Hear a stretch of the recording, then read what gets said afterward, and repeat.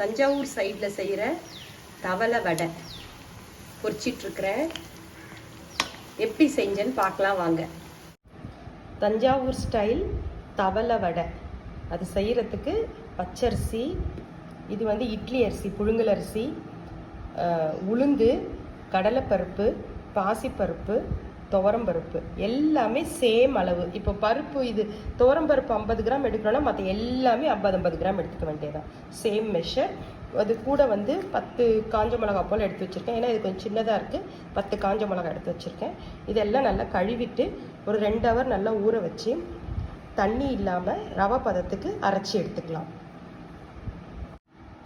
மாவு அரைச்சதுக்கப்புறமா அதில் சேர்க்குறதுக்கு இஞ்சி கட் பண்ணி வச்சுருக்கேன், ஒரு பெரிய துண்டளவு இஞ்சி, தேங்காய் பல்லாக சின்ன சின்ன பல்லாக இப்படி கட் பண்ணி வச்சுருக்கேன், கருவேப்பிலையும் கட் பண்ணி வச்சுருக்கேன், பெருங்காயம். மாவில் வந்து நம்ம கொஞ்சம் ஒரு ஸ்பூன் அளவுக்கு நெய்யும் சேர்த்துக்கணும். மாவு அரைச்சிட்டு வந்ததுக்கப்புறம் பார்க்கலாம். நெய்யுக்கு பதிலாக நம்ம வந்து காய்ச்சின எண்ணெய் கூட ஊற்றிக்கலாம். மாவு அரைச்சி எடுத்துகிட்டு வந்தாச்சு, நரன்னு தண்ணிலாம் அரைச்சாச்சு. இப்போ இதில் இந்த பொருளெல்லாம் ஆட் பண்ணிடலாம். கருவேப்பிலை எடுத்து போட்டுக்குவோம்.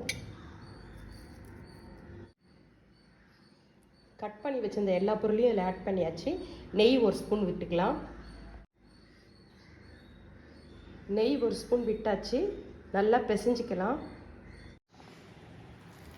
எண்ணெய் காஞ்சிருச்சு, வடையை தட்டி போட்டுக்கலாம். பெருசாகவும் போட்டுக்கலாம், ஃப்ளாட்டாகவும் தட்டி போட்டுக்கலாம், நமக்கு சௌகரியம்தான். ஒன்று இந்த மாதிரி போட்டுருவோம். நல்ல வாசனையாக மணமாக மொறுன்னு இருக்குது பாருங்க. அவுட் சைடில் வந்து கிறிஸ்பியாக இருக்கும், உள்ளே நல்லா கொஞ்சம் சாஃப்டாக இருக்கும். தேங்காய் பல்லோட மென்று சாப்பிடும்போது டேஸ்ட்டாக இருக்கும். நெய், தேங்காய் எல்லாமே. வீடியோ பிடிச்சிருந்தா சேனலை சப்ஸ்கிரைப் பண்ணுங்கள். அடுத்த வீடியோவில் பார்க்கலாம்.